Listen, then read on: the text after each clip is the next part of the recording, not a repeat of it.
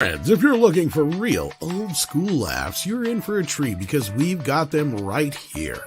Flip City Magazine. Remember Mad Magazine? Then it went woke? Well, don't worry. Flip City has no chance of going woke. That's right. 4 times a year, you'll get an actual printed magazine full of jokes, stories, comics, and more, all about today's pop culture, entertainment, and woke politics. Flip City takes terrible entertainment trends we love to hate with hilarious parodies of Lord of the Rings, Stranger Things, The Walking Dead, Star Trek, Hunters, and more. Trust me when I say there is nothing else like Flip City on the market. So subscribe today. It will be delivered in print, or you can even get it digitally if you're one of those wacky Zoomers. Either way, follow our link and sign up today, and if you put in midnight, you get an extra 10% off. Check out Flip City Magazine today. Stop eating my sesame cake. Stop eating my sesame cake! Mm-hmm. Okay, how to be a cool superhero. First things first, you gotta have a cool car. You ain't got no money, so that's not happening. Second, you gotta have a cool costume. We'll have to work on that. Alright, then you also have to be able to solve really complicated cases and solve crimes and kick cloud ass. Kind of like stopping that lady over there from being robbed?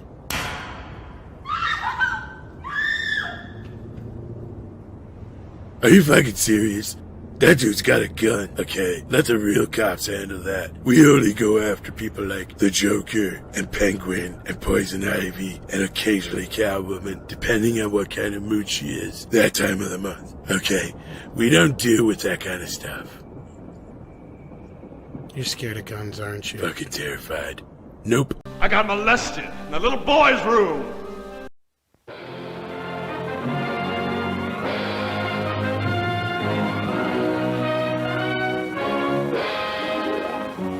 Television highlights of the news of yesteryear.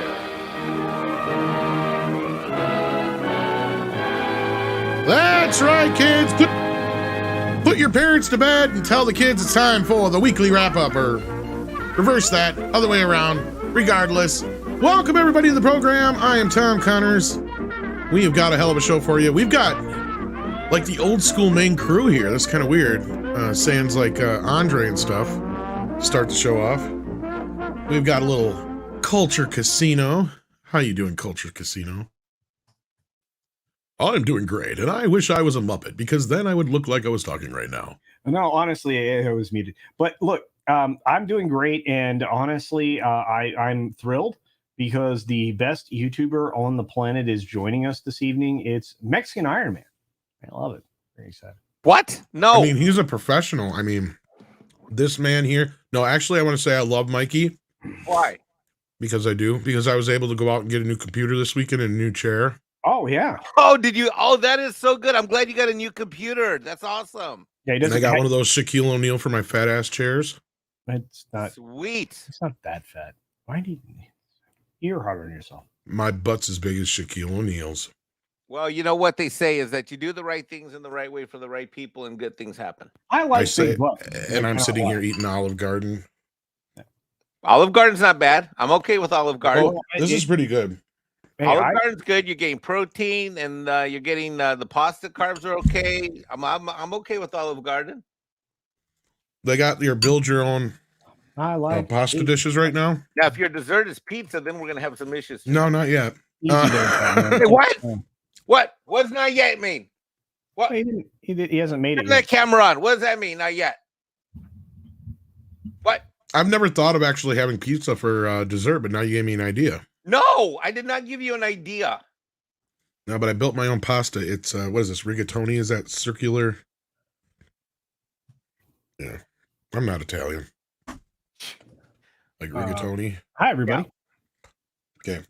Olive Garden's good. I have no problems with that. That's approved.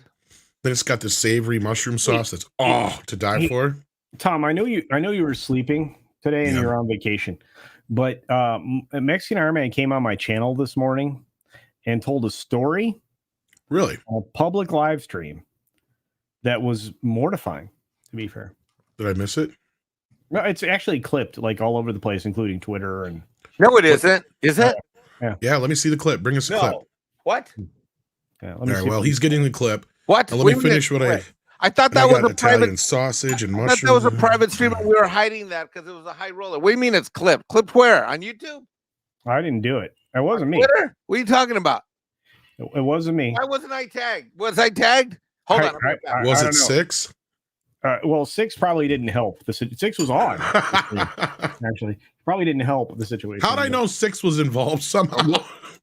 Well, I mean, she's got that sexy, smoky voice that Mike likes. You know, that like, you know, that voice that Mike like, you know, Mexican Iron Man likes. I'm looking over here. I can't find it. I don't see anything. I put it in the private chat, Tom, because I can't bring it up. So for whatever reason. Yeah, it's on this. It's in the private chat. All right. I'm not on the private chat. I'm over here on a different screen looking to see what you're talking about. You're looking at porno? It's all over the internet. I mean, what? Yeah, oh my gosh, this has gone viral. It won't even load up. Yeah, it is. Yeah, I'm having trouble bringing it up now. That's what you said to the doctor. Well, no, that wasn't very nice. I thought this was aimed directly at Mexican Iron Man. How did I get involved? What shrapnel is this? Oh, these are your friends. The hell is that? Let's find out here. No! Oh my God, the show's volume. over. The three of them got together and decided they were going to have a Mikey party. Oh, so Yeah. what, did you just pass you around? Well, I didn't touch the dude. The dude's name's Carlos. Carlos could not touch me. Fuck that shit. But yeah, the other two, yeah, it was game on. Yeah, I was. Yeah, it was like it was. Yeah, Mexican. Yeah, burrito day. Okay. At the party cafeteria at the W Hotel after the DJ house party in the main ball. Look at CC there. He's like, I'm trying to figure. Just kind of got left out of everything there. No. The two girls rotated. It was more of a like I got to ride the roller coaster. Then Carlos rode that roller coaster. Oh, okay. So he got the sloppy seconds. Then we switched roller coasters. You guys took turns watching then. Well, and riding the roller it was coaster. 2-on-1, then 2-on-1, and then it was 1-on-1. But then the 1-on-1, the girls rotated. This is a public live stream. What if you just? Now it's really going to go viral. Yeah, This is offensive. I protest. I protest. The copyright #trademark TM. Yeah, that was this morning, dude. We like literally. Yeah, hi, Kara. Kara, now Kara saw that. Yeah, Kara actually knows. Kara's going to help this go viral. We'll get it out to Eric July's audience. I have a feeling that everybody's going to want to know. I thought it was a member stream behind your wall. No. Freaking High Rollers member stream. When Doomcock does it, it's behind the wall thing. No. When it's not High Rollers, it's not. It's behind the wall. When it's High Rollers, it's everybody gets to see it. It's fantastic. I didn't do it. It wasn't me. My mother better not see this. You want me to send it to Mama Iron? No, don't send it to Mama Iron Man. No. Although she probably wouldn't be surprised, but still, let's not do that. Okay, I'm not going to do that then. But somebody else She knows her son has been in questionable situations. Is that questionable or is that an opportunistic moment on your part? This is so frustrating. I didn't do it. What are the topics tonight? Let's change the subject. I think we just had a topic, to be fair. Oh God! Whatever they were, I totally forgot. Do you have it set to your live stream? Why don't you put your live streams to the High Rollers so people can't clip them? You got to check the box that says not allowed to clip. Oh, you can do that? Yeah, I mean, I'm not a YouTuber, but I know you can do that. Oh, see, I like this. I'm a YouTuber. I don't know you can do that. How do you do that? Where's that at? Mike is just a gigolo. I think it might be now too late. Now you're bringing that to Midnight's Edge After Dark, which I didn't do massive it. audience. It was not me. Hold on, what time is it? Fuck, Andre better be asleep. Oh God, Andre's asleep. You're fine. You're fine. Oh, I got a message from Andre. Oh shit. About what? Something about you and Carlos. Oh no. No, wait. No, I knew there was no. He says, "I am happy for Carlos and Mike." No, there's no Carlos and Mike. It sounds like he thinks you got married. No, God. Wait, you know you can do that legally in his. I'm gonna go back to VR stream. Is it still going? I don't know. We got a little bit of a raid, I think, so I'm not so sure it's going anywhere. Yeah, and it's a good raid, not the one that would kill us. Okay, then we have topics. We have super chats. Let's read some super chats. Let's read some super chats. Mikey wants to change the subject. Speaking of Six, she sent us a super sticker. A big wishing us good luck. Thank you, Six. We appreciate that. Six is the best. Sadly, Six is working tonight, so she's not going to be on the show with us, but she's here in spirit. Shoom sends us in $5 and says, as long as you didn't get your chair from the same place as Alan Young, you should be good. Okay, yeah, I heard his chair broke this weekend. Culture was telling me that. Did you see the video? We were backstage. I saw the video. I'm like, dude, wreck the chair. I think it was done. I mean, it was like he's in the middle of No Hard Feelings, which, by the way, is growing on me. We'll talk about that in a minute. But literally, dude, it's not growing on the box office. It's doing it. Okay, you know what? I got a video coming out about exactly that tomorrow, Tom. So just dial it back a minute. But look, he's sitting there. They're talking about No Hard Feelings. Both Alan and Chris are very excited about the film. So excited that Alan moved just enough in his chair that it went, see ya, collapsed. You want to see the video, Tom? Oh, it's fantastic. It's good stuff. Do I? Yeah. Do I? This was epic. Hold on, let me find it. Culture, can you find it faster than me? No, I'm sitting. Life goes on I'm making sure that Valiant, Renegade, and WW Pro are looped in on your wonderful moment, your viral moment. No, don't tell Pro. He's just a gigolo. No, that song's in my head. No, you can tell Valiant, but not Pro. Don't tell Pro. Pro will be like, Mikey, what? No. It's fine. Everything will be fine. No, it's not going to be fun. You need to stop this right now, or I'm going to come up with more show ideas for your channel. Hey, threaten me with a good time. Okay, you ready? Here it comes. Let's see it. Okay, hold on. I'm going to share it, like it, and present, share screen. The anticipation is killing me. It's called The Fall Heard Round the World. Okay, you ready? Okay, I'm watching. Okay. It is amazing. She is the first female action hero ever in a movie. True story. Well, look, he's 19 years old. She's 32. Whoa! Yeah.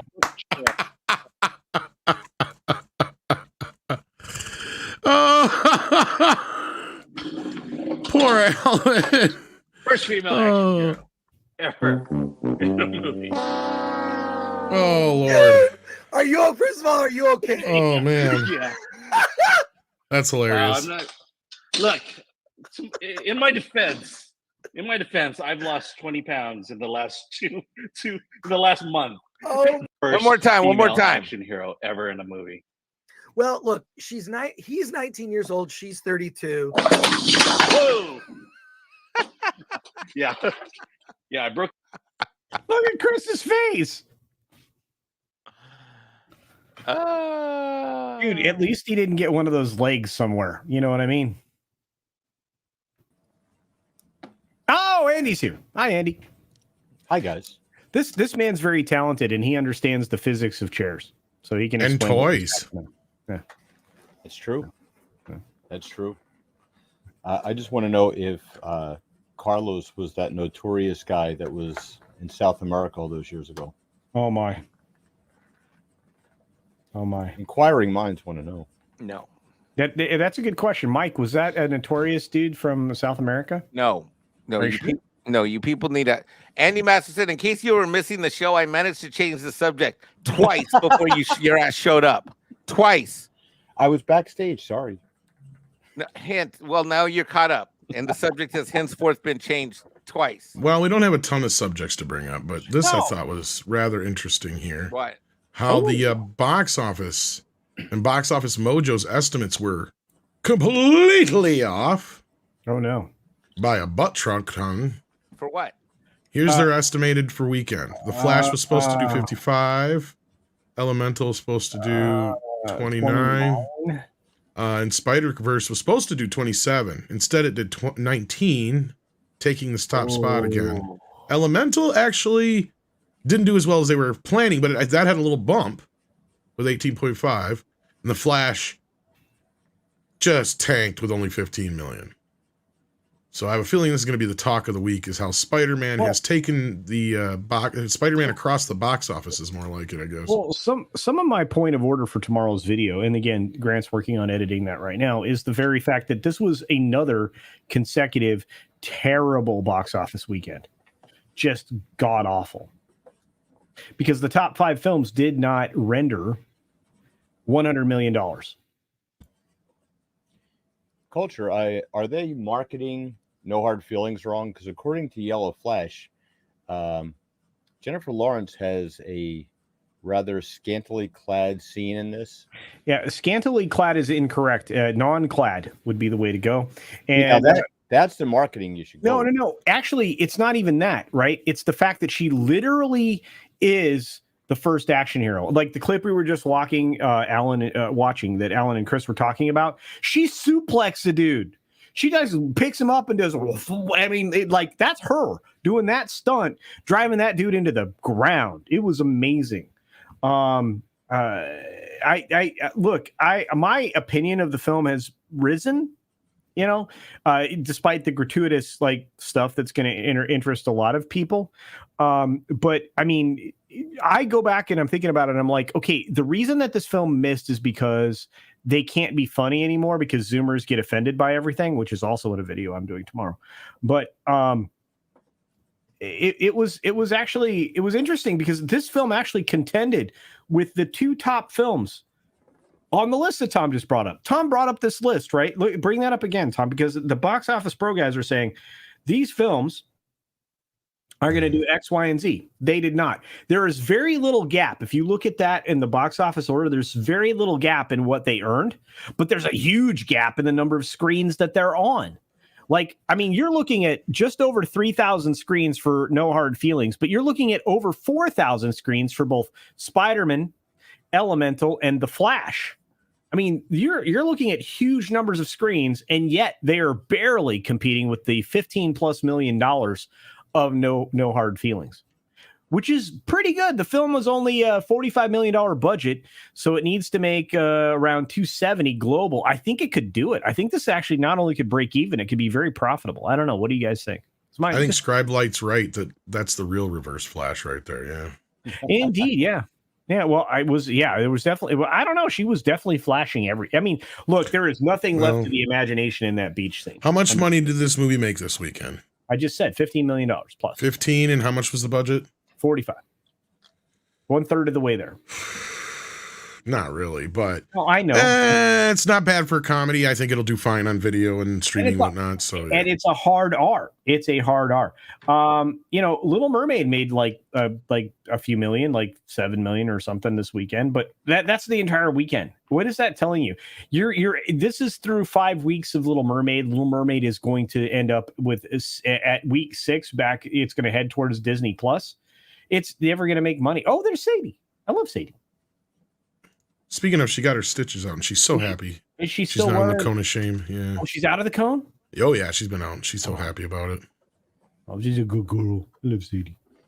Daddy, don't put me in that anymore. Did you get lots of memory with your new computer? You need it with Andre and with. Dude. We were just talking about that. I will tell you, there's lots of memory and No Hard Feelings.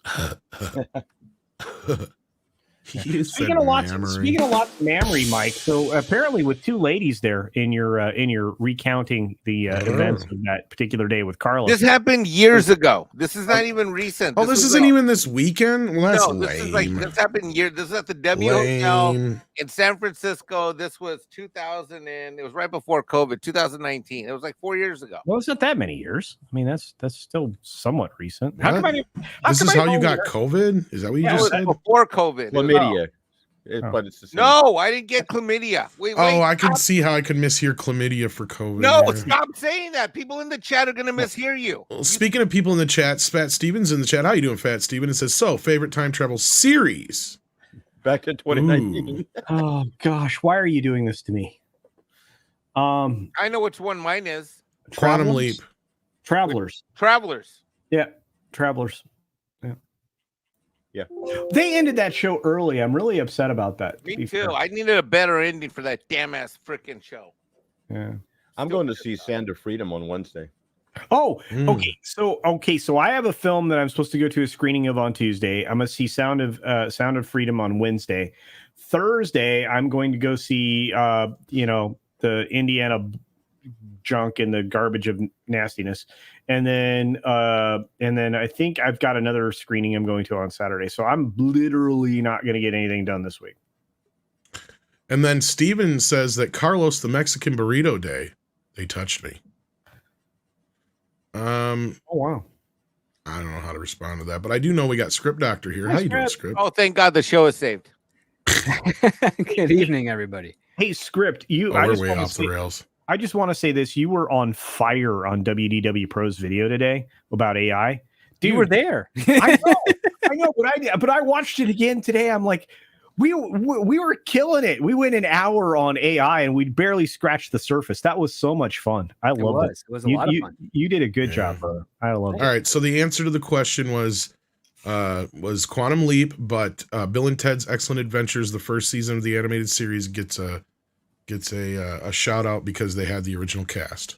Hey, Mike, can you show us on the Elf where Carlos touched you? Because apparently that's some of what Fat Steven here wants to know. He wants to touch you all over. I'm just saying. Over and again. Uh-oh, Mikey's gone. Well, now you made Mikey go away, Culture. I did not. That was not my super chat. I played no part of that. James Villanueva asked if we have a Mikey Gigolo figure. Oh, we do. He's just a gigolo. Leather jacket, cowboy boots. Dude, God, yes. Mikey. What the heck? Wait, Mikey, what? There he is. Mikey's an imposing presence. Look at that. Got his. Yeah, he does have. Those cowboy I boots. actually have a pair of boots just like that. Hold on, I'm gonna go get him. Look at how handsome he is. He's the best Mexican detective there is. Who oh my loves God, you, baby? I love it. Sorry. He can detect MILFs from over 30 yards away. All right, somebody can do a Spanish accent, say "Who loves you, baby?" Because I can't do it. Oh. I love it. Oh my God, I have those exact same boots. Mikey, do your voice. Say, who loves you, baby? Who loves you, baby? Who loves you, baby? There you go. Who loves you, baby? Who loves you, baby? Wow. I love you, baby. Say hi. Who loves you, bambino? I need you, baby. I Who want loves you, baby. Andy, that's amazing. Yeah, I know. You're very handsome when you're, dressed. Why wouldn't I be dressed? I'm on a live stream. When have you ever not seen me not dressed? All the videos on Twitter. What? I don't think anybody's seen your ass as much as yours. I mean, for weeks now, months probably, Mikey's been asking when people are going to let go of the jumping out a window thing. Well, I think we got the answer. The answer's right here. Not the way you wanted. Call sign Alucard's here. It says Mexican Iron Man. The transcript is printed and being sent to Mom. Oh no, Mamacita should not see that. No. That's where I got to put my foot down. Yeah, no. I would never do that to Mike. No. Now, Valiant Renegade Mexican Mexican Iron Mama does not need to be hearing about that. No, she's heard other stories that have already traumatized her. You've already taken too many years off her poor life. All right. Yeah. With all your gallivanting as a teenager. Well, it didn't stop there. Well, I was just going to say, your teenage years lasted for 20-some plus years. Yeah, kind of, yeah. Well, hey, aren't you reliving your second teenagehood? No, I am now. This is mature, new and improved 2.0 Mexican Iron guy. Yeah, well, you're still tagging, broads. Well, oh my God, Scribb's here. Let's talk about Warner Brothers. Okay, sounds good. Sure. All right. Well, we got a super sticker on screen right now. It's a pooper sticker for Mr. Tickle Trunk. Thank you so much for that. We got Nostradamus. Dumbass. It says, would Warner Brothers have been better to not have released Flash and taking tax write-off? Would it have made a better financial sense? I don't know if anybody can really answer this. The best I can say is I do know that I was hearing that there were contractual obligations to having to release the Flash, probably meaning you can't just tax actors, write off back any ends, movie. You can't just tax write off any movie. There are certain stipulations. The only way that Batgirl was able to be written off is because it had no foreign distribution. It was all controlled domestically through HBO Max at that time. Yep. It was an internal product. The other part too is, and this is why movies that are in the early stages of development disappear when a new studio head takes over, is because no money has really been sent, or no deals have been made for distribution with regards to those films. That's why they vanish. That's why when Kevin Tsuchihara left and Ann Sarnoff took over, she wiped away a whole slate of possible films that Warner Brothers was working on. The only one she couldn't wipe away was The Flash, because one, they had already started shooting it. And Back two, in 1962. and they already sold the distribution rights for it to the international markets. There was money there. If she wanted to cancel that, she'd have to give that money back plus interest. Yeah, Scripps right. Not just that, there was other licensing deals that were made. Well, like that's the for principal instance, thing, because no movie survives 2 regime changes. Right. For 2 reasons. Number one, regime changes happen very rarely, let alone 2 within a 5-year period. And number 2 is because if you pre-sell it, you have to distribute it in some regard, or you risk losing all that money and get lawsuits. Yeah, and an example of that was more recently with Wonder Woman 84 during COVID. Yeah, and that was released, but it was simultaneous, and so because of that, the studio ended up paying, I think, can't remember if it was $100 million between the two of them or $100 million each for Gal Gadot. Pay compensations for possible box office return. Yes. Which is funny, because when you look at the actual critical reception and the interaction with it, there's no way that movie would have made enough money for them to get a bonus of $100 million. The beauty of it, though, is that court would probably be in their favor, because they could make the argument that you would never actually know, so you couldn't put an actual monetary value on it and all that kind of bullshit. Yes. But yeah, and then also speaking of that kind of a deal, that's what I was hearing more so, is that there was back end deals with like Michael Keaton, Ben Affleck, et cetera, too. But that actually is irrelevant, because if it was intended only for, say, an HBO Max distribution, those back end deals are null and void. That's Batgirl. I'm talking about Flash. That's why Flash. I'm talking about Flash too. If Flash ended up only being an HBO Max deal as opposed to a theatrical release, they could have done the same thing. This is the biggest. That's problem. what I'm saying. Yeah. This is the back end deals are irrelevant. It's the fact that it was pre-sold. It isn't irrelevant when fucking Gal Gadot just walked away with $100 million of the studio's money 2 years ago because of it. Well, that's my whole point. That's why she got that money, because it was pre-sold. My point, though, Script, is if they wouldn't have released this movie, they'd have had Michael Keaton, Ezra Miller, Ben Affleck, and everybody else trying to sue them and getting $100 million paid out days out because of it. That was my point. They might have had to go that way, but the thing is, they'd still have to distribute it. The thing is that with Wonder Woman, it had to be distributed. That's why they had to do all the payouts of the deals. With the Flash, it also has to be distributed. But if it was an internal thing, which means that they were planning it only to be HBO Max, and they didn't have a pre-sale for it, then they could have taken it off without any compromise. It doesn't matter if they had back-end deals or not. The other part too is the fact that because Warner Brothers did this, and it is made into the trades, it is made into the populace, everybody thinks that any movie can be a tax write-off. It can't. I mean, it's fair to ask the questions, but you're 100% wrong. You are 100% wrong if you think that any movie can be a tax write-off. It can't. Not if it's a theatrical intended to release. And that's basically it, because you have to pre-sell it. That's how you get financing, in addition to bank loans and credits. Script, pardon me if you've answered this question on the numerous live streams, but in your opinion, could the Flash's script and story been salvaged? Yeah, probably. It would have cost them another $100 million. Around that, yeah. Absolutely. I just want to say, I feel like my mom and dad are fighting. Well, no, I mean, we're basically saying the same thing, but what Script is trying to say is it's not as important. I say it is, because that was one of the main reasons I was told that this movie couldn't be shelved, basically. I feel like Tom is saying the bread is inside the plastic bag, and Tom is like, the plastic bag has the bread in it, and scratch. It kind of is, but like it just mainly like Script is saying that's not the main reason. I'm saying that is one of the big reasons, because they didn't want to have to pay out Ben Affleck and all them people. That payout is predicated on the fact that the movie was pre-sold. That's the thing. That's what we're in agreement of, right? Right. Well, that's the whole thing. Is the different way set up. Batgirl was set up. See, now that was the thing. Okay, so here's a way we can go about this. Beetle are actually in the same. I was just gonna say, Blue Beetle is there's a good example of difference. Is they could have written off Blue Beetle, they didn't. Exactly. There's an example, and the reason is nothing to do with other than, like you just said, the entire contractual situation was structured on an HBO Max release and not a theatrical release.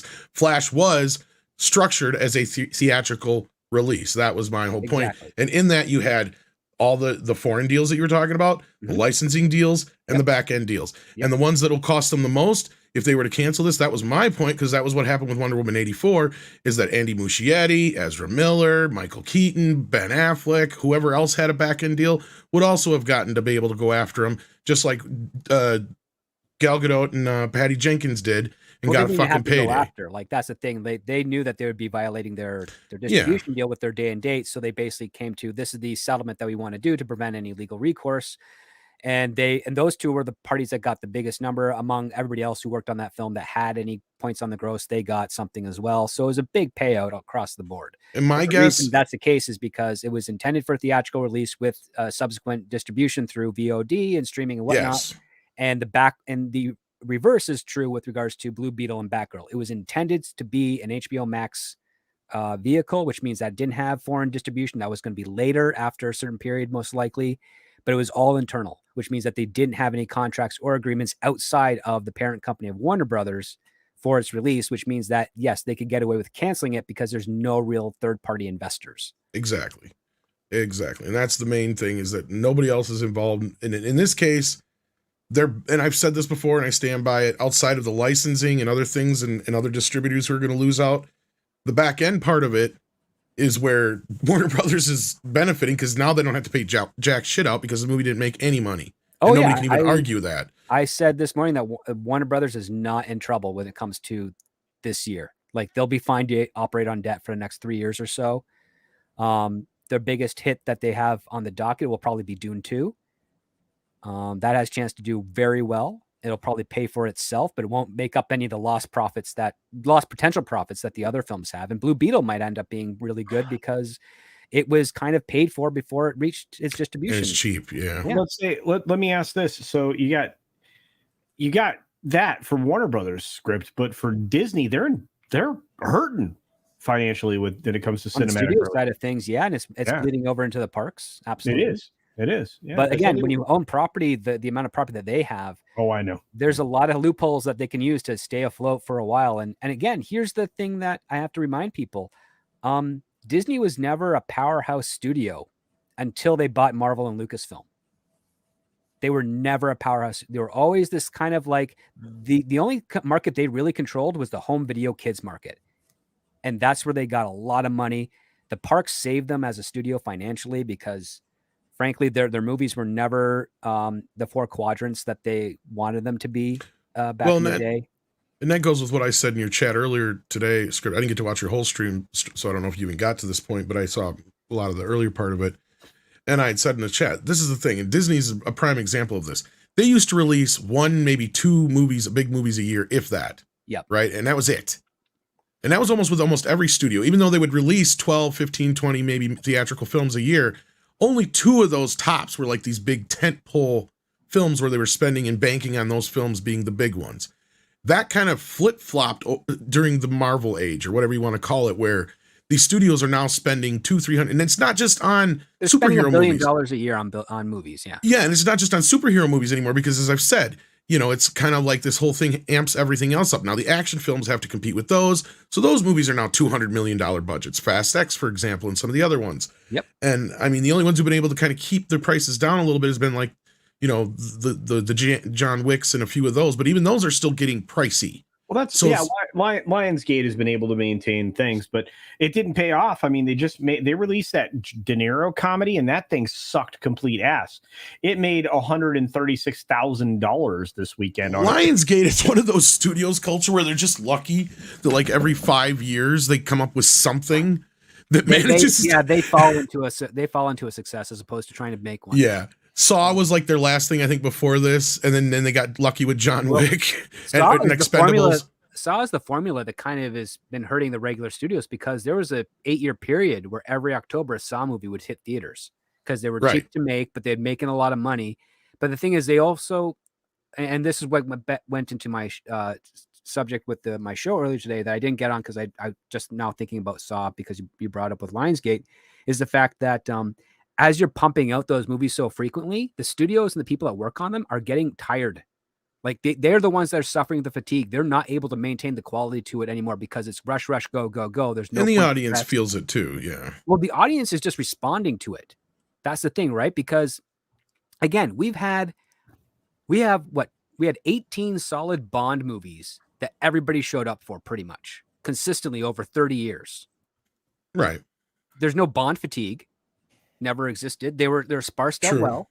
There's no spy genre fatigue either. Horror movies. Horror is made. There's not a week that goes by that there isn't a new horror movie coming out. Nobody's fatigued or tired with horror. Saw falls into that category, but you're right. Like they oversaturated it with Saw. Like they didn't the quality take. as a result suffers. Yeah. So the fatigue is not on the audience. The audience is just responding to the fact that the movies are reduced in quality. The fatigue is coming from the studios who they don't have the energy, they don't have the vigor, they don't have the patience to actually put out a good product because they're just mandated to, we got to get this release date window, we got to get this quarter of the year, we got to get this tentpole movie out. And it doesn't matter if it's good because the brand is supposed to be stronger than the quality. And it's the exact opposite. When it goes back to Westerns, there were so many Westerns being pumped out in the 60s and 70s that the quality suffered as a result. And the audience was just like, well, why am I going to go watch a Western when the last 4 that I've seen were terrible? Well, that's the other problem. I think you just nailed it. I mean, it's one of the reasons why we're off of Pixar, we're off of Marvel, we're off of Star Wars, we're off of all these things. It's oversaturated, and it's the quality is so low. I mean, look at all the Disney Plus things. The quality is so low that you're driving fans away. Secret Invasion, I don't know anybody that's watching it. Yeah. I mean, I know some of you are watching it. I'm not watching it. It's not trending. And that's kind of the whole going to right to Scrip's point is Marvel has kind of done it to themselves, and that's they're kind of a prime example of this because they kept things going for 10 plus years and did exactly what you want to do. They were on an upward trajectory. You know, we can go back and look at where things went downhill, but you have highlights like Spider-Man No Way Home and such that go to kind of prove that people will still go see these things. They do want to see these kind of movies. But Script's 100% right, and I've been saying, and that's where I don't agree with the whole in quotation superhero fatigue. I think it's more bloated, big movie, constantly being bombarded with them. Fast X is another one you can, or the Fast franchise is another one you can compare to the Saw franchise. Is what I was just going to say. Sorry. Yeah, but we're bombarded with them. But the fact of the matter is that they're not good. Like the thing is, we did have a bombardment of 3 years. We had 3 Marvel movies in 1 year, where all 3 of them were very good and very entertaining. And they didn't perform at like a flat across the board with regards to $1 Billion Crossing, but they were well received. You had, what was it, like the Avengers, Ant-Man, and Guardians of the Galaxy were tightly close together, I think.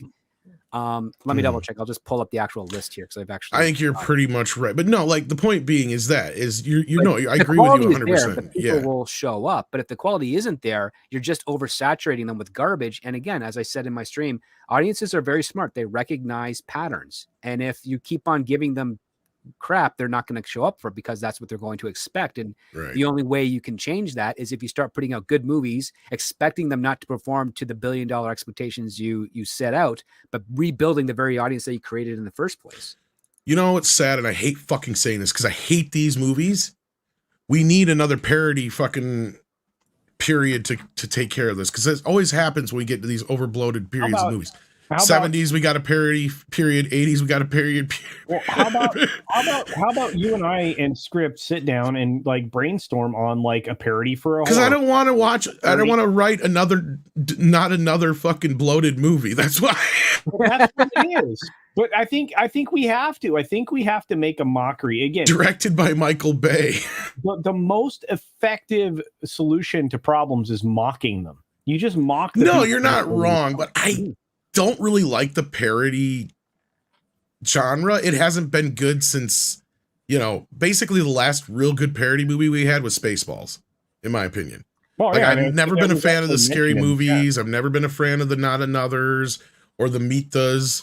Well, I mean, those are all bad. Yeah. What was it? The don't stand in South Central sipping the juice or whatever it was, that ridiculous title. That was one of the that was one of the last good ones. I agree. You're right. So it's just, it's just like there's a lot of opportunity here because we could literally have a horror superhero film that was all about deconstruction in the worst possible way. I mean, we could do that. And again, if we mock their process, if we mock these cultural locusts, I feel like we could win. I mean, that thing could make $1 zillion on like a $12 million budget, and Mikey will pay for it. Mikey will No, he fund it. won't. No, he won't. I ain't paying for shit. So See, yeah, you just to correct the year was 2017. It was Guardians of the Galaxy Volume 2, Spider-Man: Homecoming, and Thor: Ragnarok all crossed $1 billion. Nobody was tired of any of those movies. Oh. The quality, yes, you can say the quality varied between the three of them, but it was enough there to bring out the audience. That right there is great evidence. Again, that is those are movies technically 15, 16, and 17 within the Marvel Cinematic Universe.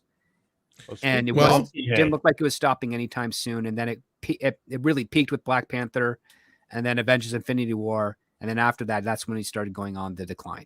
Wait a minute, I like the idea of the MILF multiverse. I was going to say we got a guest in the back here. Hey, I was just about to introduce them and say it's to bring up the chat. Speaking of, I know we have Miss Carol Lynn. How are you doing? Hi guys, long time no see, Mikey. Yeah, right. I had to inhale some food. I was so hungry. Wait a minute, were you hanging out with Valiant Renegade? Yes. All right, fair enough. Well, speaking of food, can you financial guys help me out with this? Darth Scipio brought up a good point in the chat. If you spend $35 at Applebee's, you get a free Indiana Jones 5 ticket. Now, since I'm going to have to watch this piece of crap, and I want to give them as little money Go to as Applebee's. possible, how much does Disney get off that Applebee's ticket? It's a coupon, right, Mikey? Yeah, I posted Dang It Bob about this. I'm in direct communication with Bob Iger on his wall, though he has not responded. I'm very disappointed that over at Disney, as an investor and shareholder in Disney stock, I'm a little bit embarrassed and a little bit perplexed as to why somebody in marketing at Disney thought that. You want to show it? Can we show it, or are we going to get? This is real. Yes. Yeah. It's as real as Flash tickets are 2 for 1, or buy one get one free. I think. That is pathetic. That's the That's so Fandango one. sad. That's the Fandango one. Here, watch. I'm going to bring it up right now. Hold on. Okay, but can I let me mention this about Applebee's. Their steaks are shoe leather. Their shrimps are chewy. And outside of their salad, I don't trust a lot of their food. Why would you trust the salad there? That's the one thing I would never eat. I was gonna say this. If that shit's, you're just saying the salad would be sus as fuck. Dude, the salad is like no bueno, dude. Are you kidding, dude? I've had nice crispy lettuce there, romaine and how much hair was in it? Okay, so I guess what Culture's saying is, do you know somebody, Andy, that you don't like all that much? Take them to Applebee's for lunch, get your free ticket, and then go to like Red Lobster or something instead. Well, what are you gonna eat? Or are you just gonna drink your lunch? Okay, you could drink your lunch at Applebee's, I guess. Ready? Oh Lord, here we actually go. Oh wow. Oh God. Really? Get a free ticket to see Indiana Jones and the Dial of Destiny when you spend $35 at Applebee's. Oh, it's a ticket. Applebee's. Now that's like eating four- good that's a- in the neighborhood. That's 4 glasses of wine. I could do that. No problem. Go in, order a hot That's dog true. and It a Bud didn't say Light. it have to be food. Yeah, that's right. That's a good point. That's a good point, Culture. Go get sauced, and then go see Indiana Jones 5. I do the things I do for Indiana Jones. And then come back home and do the review. I do this for God, Indy. that's so bad. It's pretty bad. Carrie, you want to go see a movie? I'll buy booze ahead of time. No, I think there's something to this, though. I think we have hit. I mean, probably come on, one guys. of the worst summers of movies since probably 1983, maybe, or what? Somebody help me out here. Oh, 70s. A really bad Probably year. Since the 70s, like 75, maybe was a 74. terrible year. I think it's 83 was the only one I could think of because, like, the only movie out of 83 summer that I can think of is like National Lampoon's Vacation. I think, and Rocky let's 3 ask or the whatever. gamer. Let's ask the gamer cinematic normie. Yeah, Carolyn, when you see that there's an Applebee's Indiana Jones promo, what's your marketing reaction? It's so sad. Like they have to basically pay. They're basically having to pay people to go watch the movie because they can't guarantee that they're going to sell these tickets themselves. Like that's a really bad. That's like a huge red flag for me. Well, okay, so Huge red flag. So here's what I'm gonna do. The boss and I are gonna fly down to your area, we're gonna go on a double date. We're gonna get completely sauced at Applebee's, and we're gonna watch this film, and then we'll do a review. Well, here's the marketing trick that you might haven't picked up yet. Applebee's have already purchased those tickets. So they're already Actually, there's that part of it, but it works like a coupon system. That's what I was saying before. The thing is, they don't get counted until they're redeemed. But regardless of the fact, Disney still has that money from Applebee's. Applebee's are on the hook for it. Yeah, I'm trying to. It depends on what kind of deal they made with them, but yes, it's kind of the deal is basically to screw over the participating restaurants. It's basically treating them like a vendor, where you make a terrible video game, you sell it to like Blockbuster Video or GameStop or anything like that. You just sell the physical copies, and you don't have to worry about it anymore because once it's done, it's in the retailer's hands. It's not in. My guess is this script, because this is usually how this shit works, from my understanding of it, especially like because I was working at Taco Bell when the whole Star Wars fiasco happened. For those who don't know what that is they spent I think, what is it? I can't remember. It was like 400 million or something like that to promote Star Wars films between the special editions and the prequels. And they said they would never do that again because they spent way too much money on it. And what that is probably Applebee's just bought into some deal for like X amount of money. And then these are just part of the deal. They're giving them out like coupons.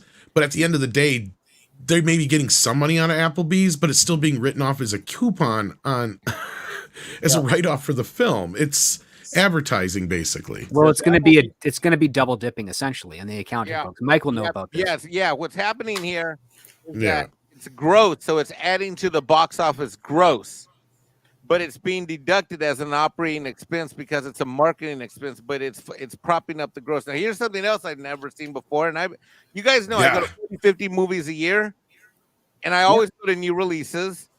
I've never logged into my Fandango account and seen get a free ticket to the. Honestly, I'm embarrassed for Warner Brothers. Why are they doing this?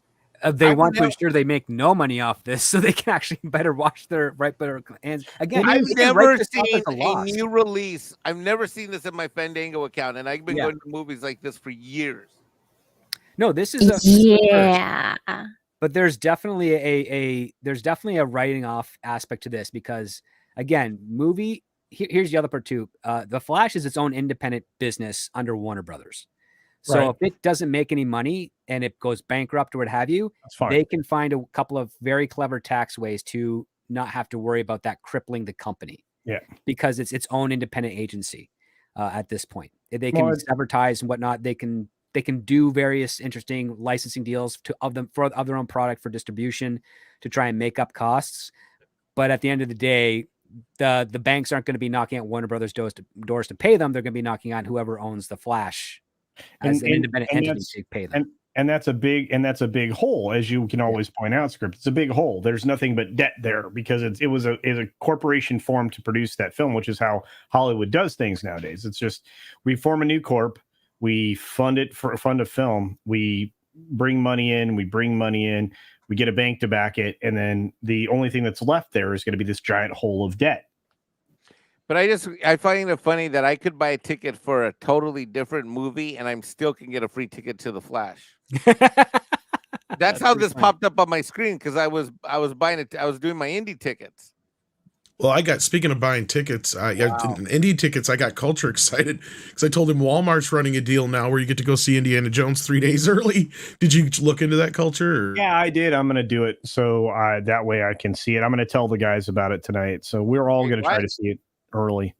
Yeah, look, I want to save as many people from spending money on this film as I possibly can because I see movies, so you don't have to. So if I can see that movie 3 days early, I promise you, I'm going to save a lot of people money. What's the link? Hey, Tom, send him the thing with the thing. I'll try and find it here. I saw it on my phone app, and I couldn't get it to work on my phone, but I'm trying to find it on the website. So if I figure it out here, I'll send it off to you. But if you have the Walmart app, it comes up. Yeah. If you have the Walmart app, it comes right up on the main page. But I want to welcome Kara again because she hasn't really had a chance to say hello to everybody. Because we were overpowering her. Yeah. No, you're good. You're good. You guys do your thing. I'm still coming down from being on a 3.5 hour stream for VR. Nice. Yeah. Well, this is a chill stream. You're lucky I was running that show because otherwise it would have gone for 5 hours. Hey, I know. He's not kidding. Kara, I've noticed that you have the famous bisexual lighting that Az features behind you there on those little triangle things. Color purple, damn it. Oh, all right. Sorry.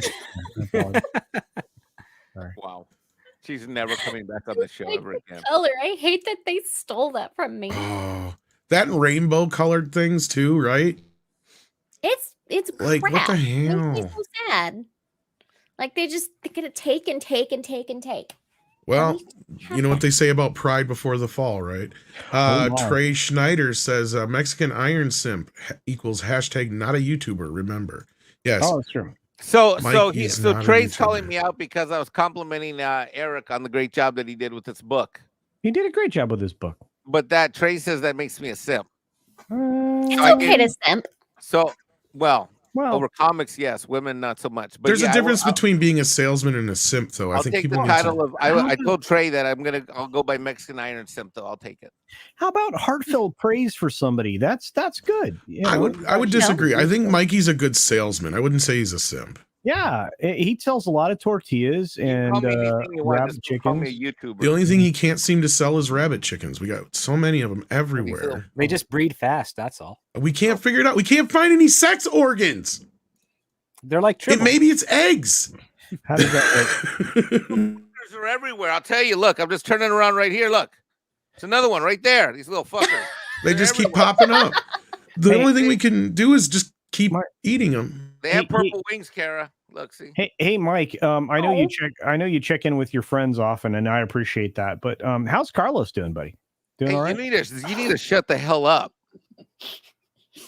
I saw that. Wait, what's the front? I always forget where's the front. What? Wait. We don't know where the front clip. is. The clip of him and Carlos and the ladies. Oh, I was here in the beginning of the stream. Oh my god! Oh my god! Back next super chat. Let's go next. All right. Let's see here. What do we got? Where did my screen go? My computer's not working right. Here we go. We have Philip M, who says, "No, I'm getting a new one. I haven't got it yet. It's coming. It's coming. Like 32 flavors of Nick Weiser. Oh boy, it's gonna come." Philip M says, "Good to see you all and culture." Why do Good to people see do you, that to you, Philip. Philip? Philip's amazing. I appreciate Philip. He's phenomenal, and he gives me daily inspiration in my streams. So I appreciate. You're everything in my life. You're the inspiration. Are you going to change the show name like I told you to, Culture? To Culture. It's now the Late Night Culture Club. Oh, I like that idea. Okay, may change it. I don't know. Kara, do you think that's a good change? Instead of Late Night Culture, it's the Late Night Culture Club. I like Culture Club. Okay. Who doesn't? Everybody loves Boy George. What? No, okay. I'm going to keep the show name the way it is now. No, you're keeping it the way I told you. The Late Night Culture Confab. No, the Culture Club. The Culture Collection. No, you got to go with the club, but yeah, the alliteration works. Oh, You know what? I'm a chameleon. I'm a fan of alliteration. So that's one of my dad's favorite songs when he's drunk. Karma Chameleon. Yes, that and Come On Eileen. Chameleon's asleep. Look, I have a whole group of culturians that support my channel. So there you go. The Culturians. That's right. Daryl Brewer's in the house. I love this that. week on the Culture Cable. There's your TV show. There's your show about TV shows, Culture Cable. Here's towards the Mexican Iron Man Defense Fund. Next time, plead the fifth, Mikey. Oh, that's right. Is Daryl a lawyer? Thank you, Daryl. No, that's a good idea. I should have shut up. Daryl is giving you some solid advice there. Yeah. Yeah. Look, I look, as long as Carlos is doing fine, man, I guess everything's okay. This is so embarrassing in Kara's here right now. This is so embarrassing. She watched the clip. She saw the clip. We have too many super chats. Let's keep going. Valentine's tube, you are not ignored. I see you. Nostradamus for $10 says, speaking of Jennifer Lawrence being first, I'm pretty sure she took Mike's. Oh, for God's sake, not again. What can both of them? Mikey, what's a V card? Oh, Culture, we got to talk. Oh, Culture, Ask please the boss, tell me Culture. Oh, Culture. Please. What? Oh. No, he is married. Don't worry, the boss will tell him. Oh. I do that. I do stuff like that for Yeah, comedic relief. if she's listening, I guess tonight's the night, boss. You're gonna have to have the talk with Culture finally. Tonight's the night we'll make history, honey, you and And this is a perfect example why. And this is why we don't do karaoke shows on this. Because I'll grant any wish to turn back the hands of time. And I wanted to thank Nostradamus for having one of the best handles in the history of handles. True story. Fat Steven Seagal is here in the house again and says, for Carlos bus fare, don't want him to be lonely. How's Carlos been? Wait, is Carlos Mencia? No. Yes, it is. Wait, No. What? No, Carlos and one of those two girls ended up getting married, and they now have like 2 kids, or they have. That is fucking hilarious. That's the kind of shit you write at the end of a sex comedy. I feel so bad for Mikey right now. I know, but it is kind of your fault for talking about it. Sarah, I thought I was behind the wall of the member stream. I didn't know that I was being broadcast. You should have known. Mikey, if you should talk know. about it in general. It's the internet. It's gonna get out there. Not only that, no wall can hold a Mexican. Oh my.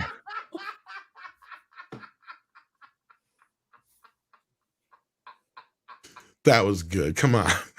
All right, I gotta hand in one of my cards. Mike, where do I send it to? Hold on. Mexican American Coalition of America.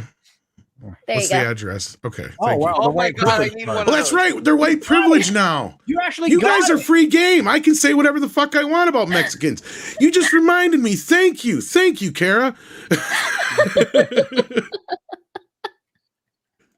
Doesn't that suck now, Mike? You're white supremacist, so yeah, you're not protected. They have the white privilege card, and they also have a black one called the race card. Yeah, well, Mikey actually has a white privilege card because he's actually not listed as Hispanic on his birth certificate. He's Caucasian.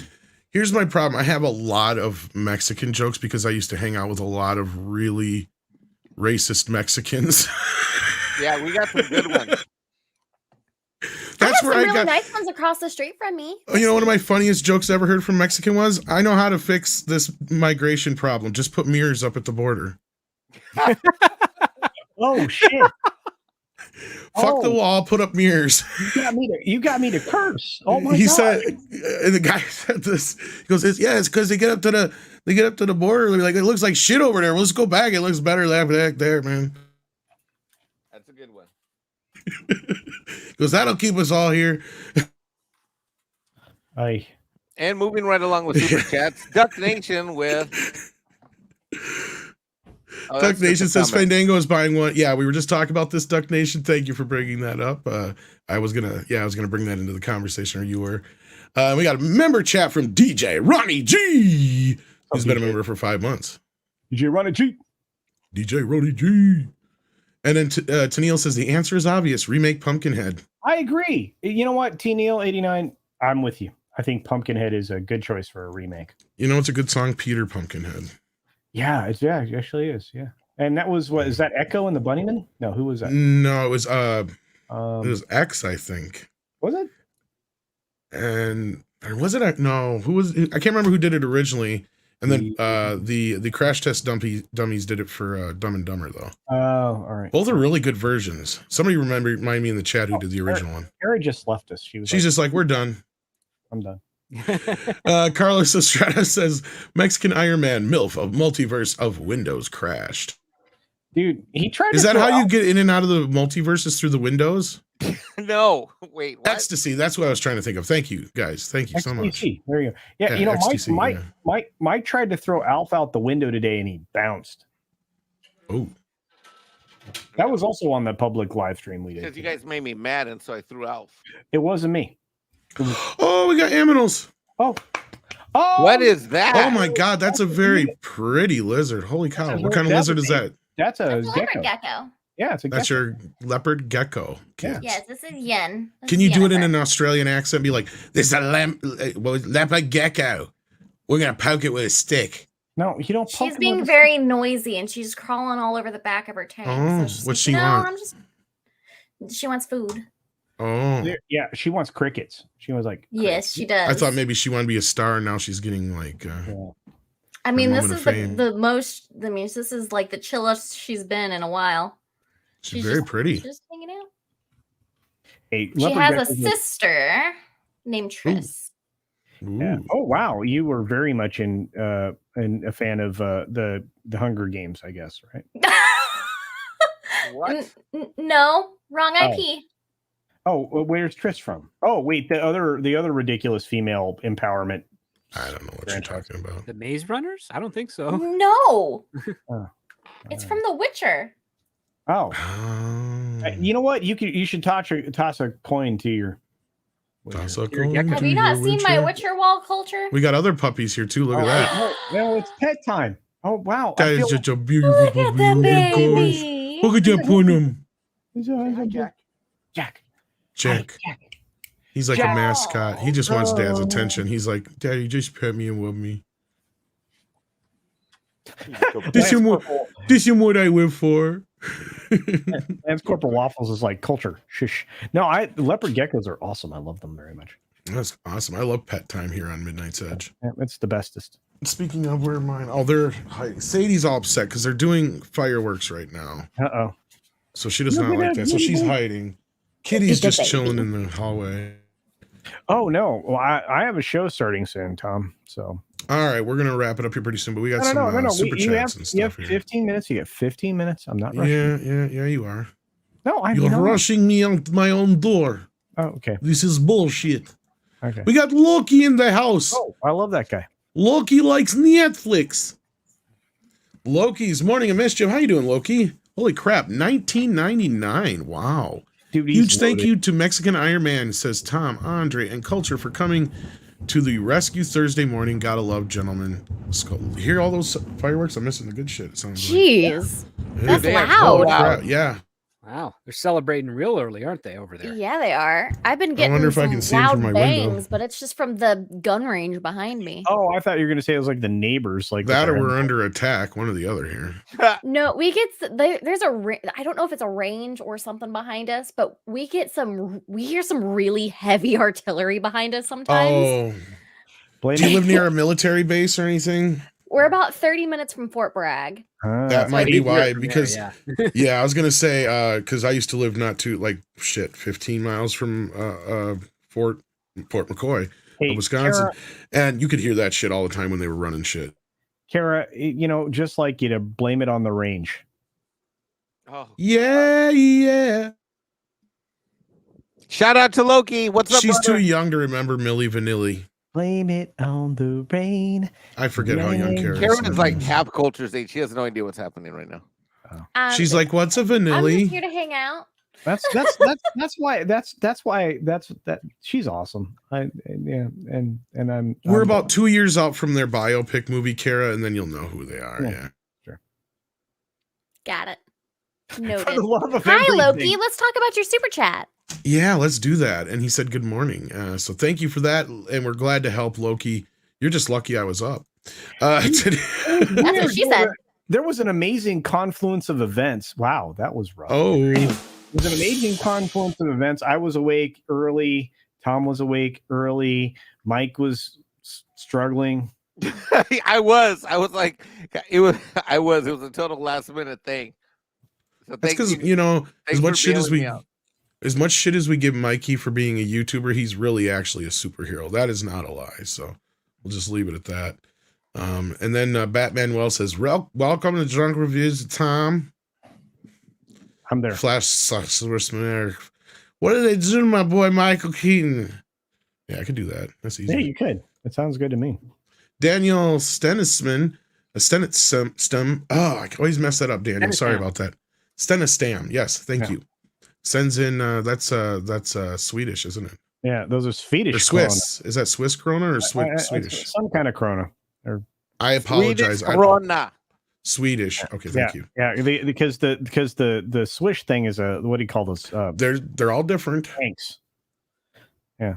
But how many francs are there really in Switzerland? Like there must be Frank Gore, Oh, well, no, he's on film Frank threat. Gore can party. I'll tell you that. Yeah, dude. Frank Gore was crazy drunk in Dallas, wasn't he? Yeah, he was. Holy Well, cow. you didn't go to after F&T. We went and closed down a bar.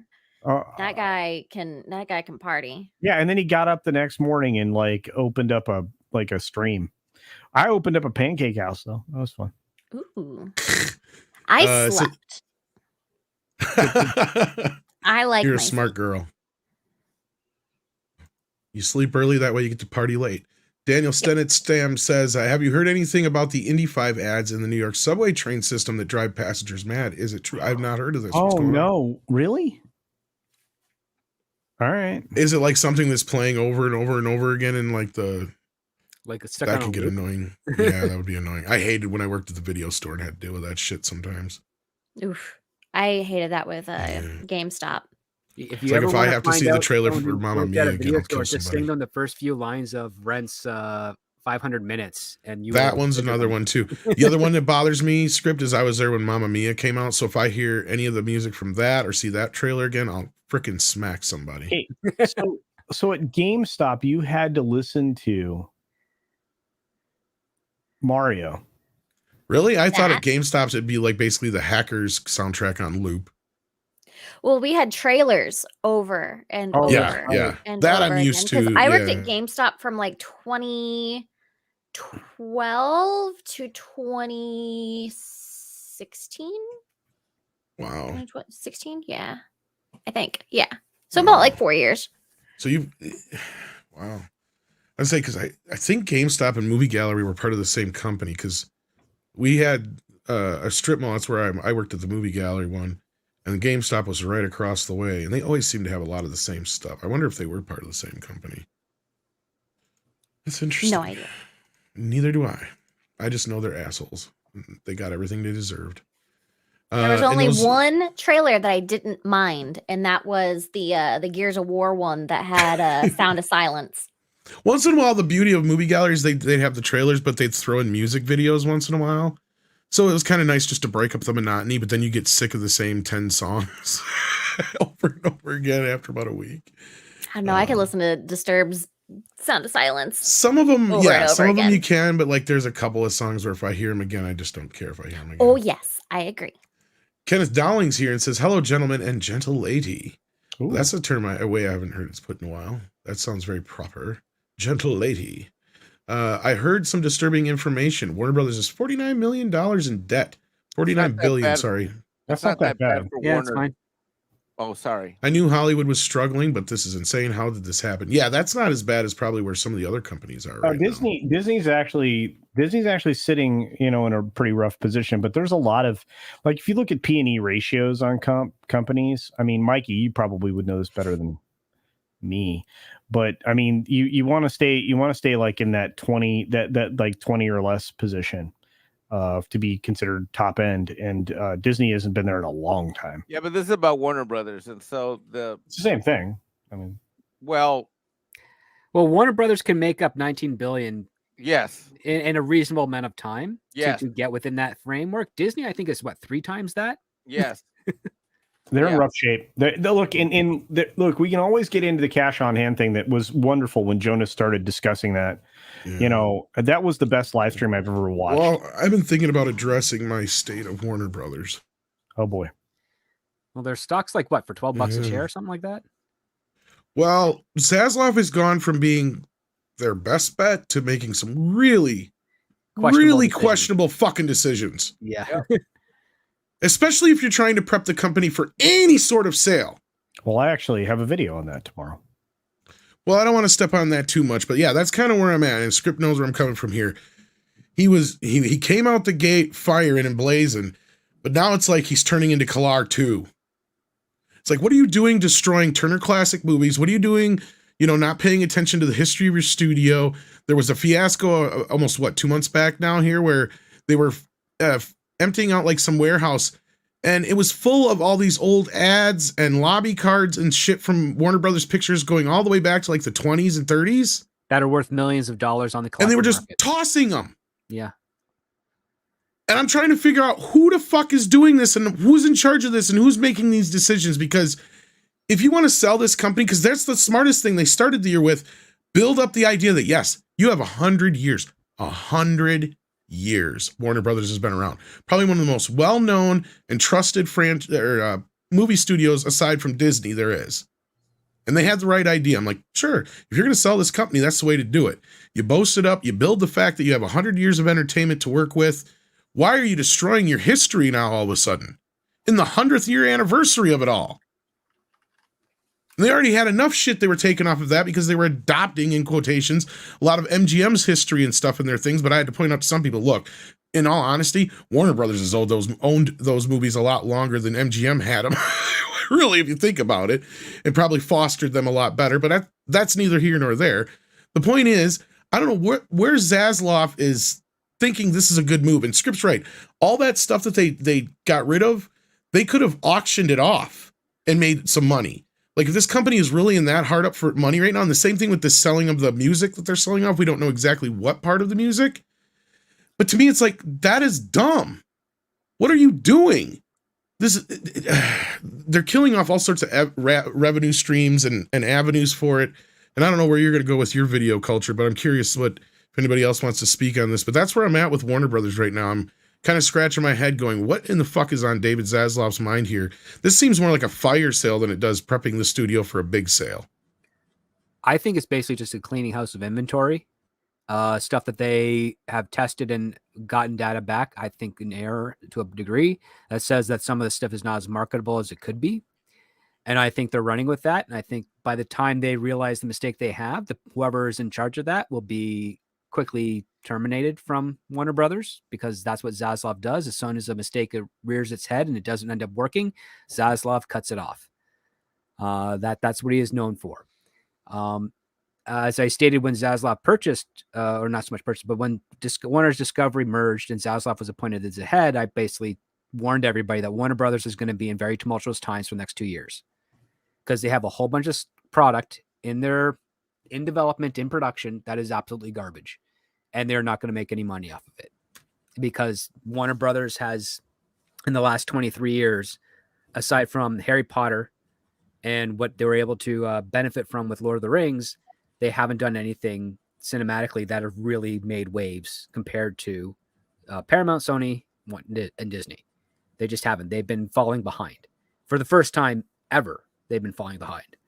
And now this is the period where, after they get rid of the stuff that they know they're not going to be able to make money off of, they start figuring out, okay, well, what are we going to do? They cut a lot of the fat at Warner Brothers, which is a good thing. But it's clearly not enough. However, they are in a better situation than other studios. And I understand there's a lot of rumors going around that they're going to be sold. I think what we're seeing now is the fact that it's not going to be sold as a whole company. There are probably certain assets or things that they don't have a whole lot of means to explore in the future that they're probably going to get rid of, because they'll feel like whatever maintenance they have with regards to them or retaining certain licenses of them are just not going to be profitable for the direction they're headed. And I think Warner Brothers, as a result, is going to be a little bit smaller, but I don't think it's going to be completely sold off to any other entity. And if it is getting sold off, it's not going to be an existing media entity as well, because the courts will not allow it. There's no way. And that's an interesting conversation, because I like that. Like I said, I mean, I'm doing a video on that like for tomorrow. And it's funny. A lot of people have speculated that you could end up with like this combined mega merger thing. And I'm like going, that won't pass the antitrust smell test. So I don't know what you guys are imagining. I mean, maybe Nexstar could acquire elements of each of these companies, but I think you're right. I think Warner Brothers is, as it exists, it only best to be broken up if they try to go about it. I don't think any individual purchaser is going to be able to acquire them. Yeah, and any of their principal IPs are not on the docket. They'll never sell DC. They'll never sell Harry Potter. As long as they still are able to retain the film rights to Lord of the Rings, they're going to hold on to that as long as they can.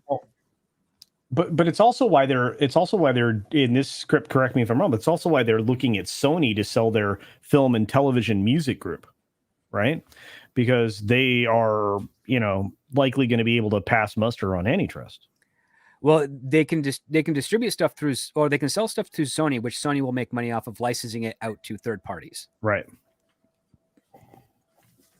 Anyway, on that note, I've got to get running. Hopefully, I'll see some of you guys over when Tom finishes up. I got to get things ready to go for all the miscreants that are waiting for my stream to get Are going. they rascals? Yeah, well, they've been rascals in the background there, and I had to like mute them all. But Kara's looking around like she's being attacked by like 1940s bombers or something. I don't know. Well, there's probably she's got There's geckos. a bug. No, Oh. there's a bug I can hear on the ceiling. I think it's like a fly or something, but I'm trying to. It's. Hey, Andy, I pity the fool. Oh no, this is Kara's boss. Oh, is that Eric? Yeah, it is. Oh, okay. Eric well, had his Oh hair on my his head? god! I know he has a beard. I thought he shaved his head. Is that really? I've never seen his hair before. I don't think. I haven't seen his hair. Is His that hair? really one of Eric? Oh yeah. I have a whole. Maybe. body Beard's a of little Leo. too small. Yeah, the beard needs to be a little bit longer and a little bit more Well, disheveled. Well, this is about a year ago need a that I was gonna say that's got to be from an older version of him. Yeah. That's cool though. And Oh. a hat and a basketball jersey. I really wanted to do an Eric cosplay and fuck with him on Valiant's stream tonight, but I couldn't find a disheveled beard, and it made me very sad. Were you gonna do brown face though? No, Mm. no, I was gonna do gender swapped, race swapped, Eric July. See, I probably Erica wouldn't end up June, getting that's what you call canceled. yourself. No, Kara, Erica that's June. called Eric July Erica for a June. modern audience. Oh, I do like the Avenged Sevenfold T-shirt on there though. yeah, that's cool. Yeah. All right, let's get back to these super chats here. We've got, I think we got this one. Yes. Then we got Steven in the house who says late night Bud Light Culture Club. You can tell him that when we get over there. Trey Schneider says blame VR. He called Mike it first support RV. He called Support Ripaverse, and he's saying he. That's right. It was VR that called me simp for Eric. That's first. Oh, okay, gotcha. That's right. Yeah, Trey's yeah, right. yeah. Trey's right. I got a good T- chuckle out of it. It's pretty funny. TLJ Screwjob says mentioned this on Doomcock's PCB a few days ago, but Fandango is also doing a get 6 months of Paramount Plus for just $12 promotion. Oh, Yep. really? Saw that. Because I know they already had a I just promotion showed with you- Walmart. Yeah. I just showed you that on my screen. It was up on my screen when I brought it up. I guess I didn't see that part. Yeah, they were Kenneth, both there. Kenneth Dowling says, I don't think there's a superhero fatigue. I do think for the good of the genre, there should be a pause on superhero movies as a whole. We need a reset with good story. Yeah, that's it. Right. That's all. That's Yeah. all we need. That's Well, all we want. It all needs to be stripped out. It's not just superheroes, it's all of them. Like I said, this is kind of part of the problem. Mission Impossible is a good example of how we have now a sense where Tom Cruise has to up the ante of what he does in each one of these movies because he's competing with all these other superhero movies and stuff now. And that's kind of the problem across the board. I mean, these expendable movies and such like that are a result of that kind of a thing. And it's just, you can't make a movie anymore, it feels like, unless it's a horror movie or the random comedy that we do get that isn't $200 million budget. That's a problem. Not all your movies should be that expensive. No. Agreed. Tom, I gotta go. I'm sleepy time. You getting sleepy time? All right, I'll keep going here, brother. Listen, Sleepy time. Boo boo. I love you, buddy. Go say hi to Carlos. Go kiss Bambino Hey, for me. Kara! Yeah, Kara, you stop that right now. Oh, Kara wow. Lynn. I she heard got that. you. I love you, Mikey. Love you more. See y'all later. Bye. Night, Say, Mikey. That was savage. But I loved it. I kind of feel a little bad, No. but then I don't. If we didn't do it, he wouldn't know if we loved him or not. But yeah, did you want to say anything more about this one script since we got back to the superhero fatigue? Well, again, there's no fatigue if quality is there, and that's Yeah. just the truth nature. Like you can love too much of a good thing, but guess what? The audience determines when they take a break and when they don't. And when you have something really, really great, they might not be there for the first weekend, but they might be there for the second, and they might be there for the third, and those are the ones that are more important. Well, good examples are look at like the years of 84 and 89, which we've talked about recently, where we had several movies open up on the same day and still end up being blockbusters by the end of the year. Yep. And then nowadays that'd be unheard of. You wouldn't be able to get two huge blockbusters open up around the same time and survive. I mean, Spider-Verse is getting lucky that's getting this kind of little bump that there's nothing out there right now. The competition is so poor, and Spider-Verse isn't that good of a movie. So like that really tells you a lot with regards to the state Kind of what I was getting at. state of but what's I going was- on. And as I said earlier, it's not so much the fault of the writers, it's the fact that the studios are hiring the people that can't write to make the stuff that they want to see. Like I made an analogy on Nina's stream earlier, which is that imagine that if you want to get money, you go to the bank to withdraw it. But on your way there, you see a pallet of bills just stacked, ready to take, but you don't take it. It's right there. You can grab it, but you don't. Instead, you go back to the bank, and take out money there for a loan with interest and everything. Basically, the good writers are the money that's on the street that you're there to take. We're there. The studio just doesn't want to take the risk of taking it because it might look like they're stealing it, or it might look like someone's going to make a claim to it. They'll come up with every excuse why they shouldn't take the money that's free on the street and instead go to the bank and collect and take out a loan and pay off the interest on that. That's essentially what it's like right now. They're not willing to take the risk that something is right in front of them that could be a great payday. And they're like, no, we won't do that. We'll go back to the thing that looks statistically Vark safe. also makes a really good point about how they're going too fast to the streaming services. Like, I have no incentive to go see a movie in theaters if I know that in a month I can watch it from the comfort of my own home. Yeah, Well, it should and be at least that's- 2 business quarters away. Well, and that's kind of more of a side effect of the problem itself, or however you want to put it, because at that point, the movies wouldn't be going to streaming so fast, and they would actually be worth going to be seen on these streaming services. Going back to Script's initial point, if the new movies were worth a shit to begin with, right? That's the problem we have here.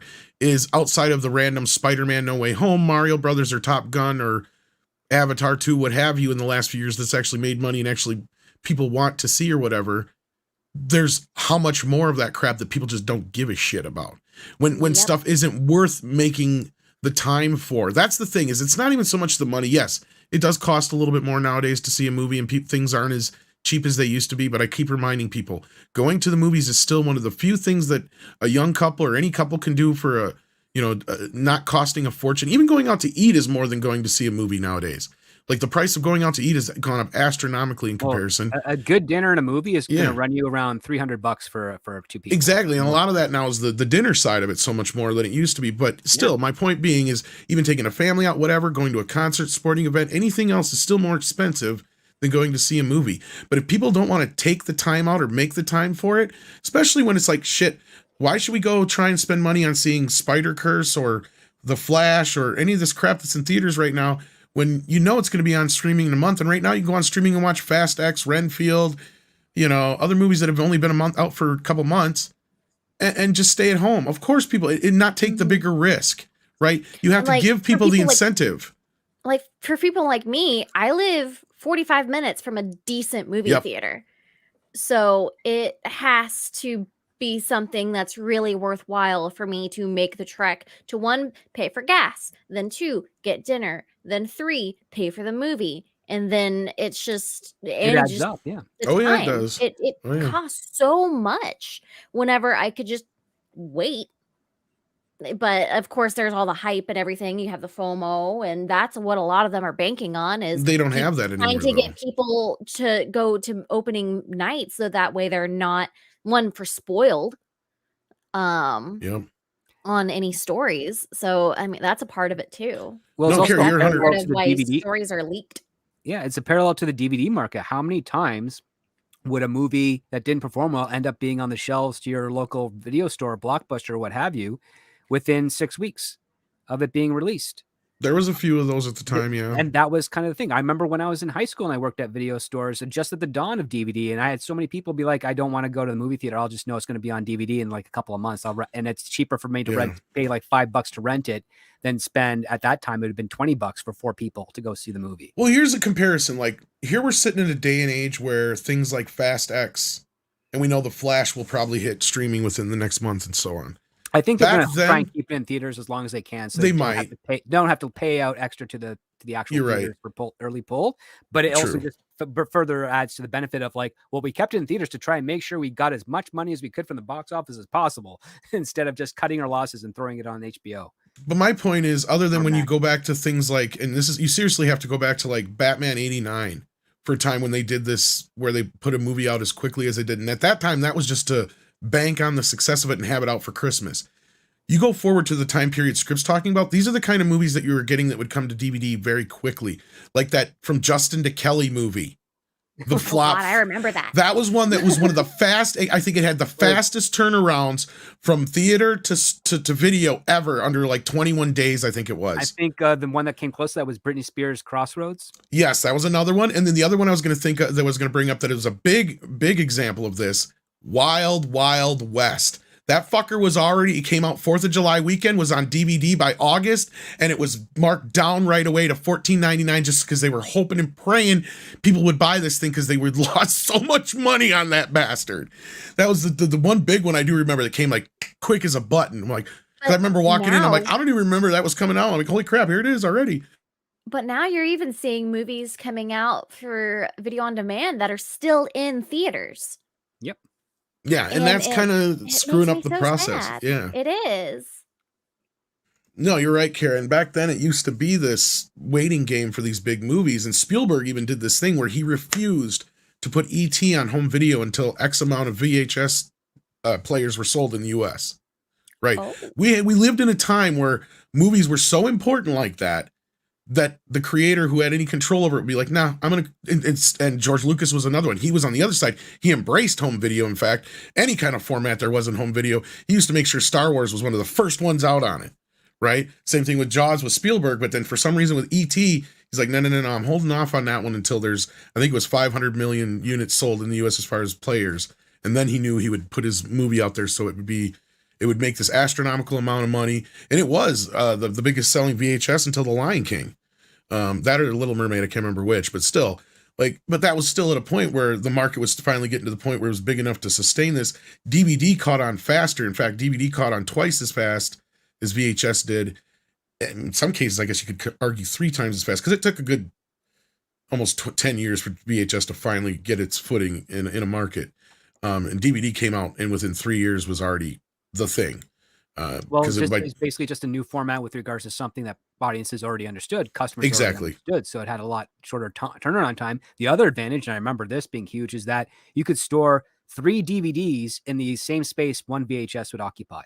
Correct. Which means that you could have way more movies in your home. Yeah, the advantage DVD had was we were already weaned on VHS, and it also resembled the CD. So we had 2 formats that were kind of already like it, that like Script, and Laserdisc kind of prepped us for it a little bit too. So except Laserdisc was giant. It was, yeah. No, that was kind of like the proto format for it, because Laserdisc was actually still analog. Mm-hmm. The only thing that was digital on Laserdisc was the sound. But anyway, that's nerdy shit. We got some more super chats here.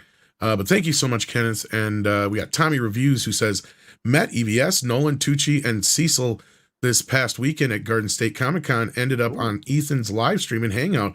Hell Midnight's Edge, Comicsgate, and the 199. Yes, indeed. Hopefully you had a good time, man. I don't really know what 199 means. That's Jeremy's it's a crew. Meme within Geeks and Gamers. Yeah, it's whenever those guys show up, yeah. There's this guy who was trying to like talk shit during a stream through a super chat or something, and then he mistyped something within the super chat. He like mistyped a date. And yeah, they trolled the hell out of him. I think it was for Celebration or something, like whatever the year was for like the first Celebration, or chat probably knows. But yeah, 1999, he said 199, and yeah, they freaking roasted him. And it's fantastic. That's what happens whenever you try to talk shit. Okay. Yeah, we got Toxie in the house. How you doing, Toxic Man Flu? Hi. Says, how much would it cost for Culture to never sing Milli Vanilli again? Asking for the world. Seriously, the world called me on this. The entire world called you on this? Well, Toxie's probably over on his stream right now. That's probably started here. If not, it will be Jed Raybold says, my first DVD I bought was Freddy's Dead: The Final Nightmare. The version that had both. Oh, so you got the single disc. I actually drove over 60 miles to a Best Buy to be on dropping day to get that big ass box set that came out on DVD that was like $129. But it was one of the best box sets at that time. It was amazing. I remember that day fondly. I got so so oversaturated in Nightmare on Elm Street for like a week. But Andy has to run. He's going to go to the gym. You are a better person than me. He's going to make me feel bad after eating I Olive worked out this Garden. morning. That was the plan, but what's the old saying? Man plans and God laughs. So yep. Anyway, Yes, thanks for indeed. having me, Tom. Bye. Yeah, Ray. no Nice to problem, meet you, man. Sarah. Thanks for being here. It was nice to meet you, Andy. Yeah. See you, Oh, you two have never actually met. Oh, wow. Mm-mm. Nope. I'm a horrible host sometimes. You're gonna get a Yeah, you figure of are. yourself pretty soon now, Kara.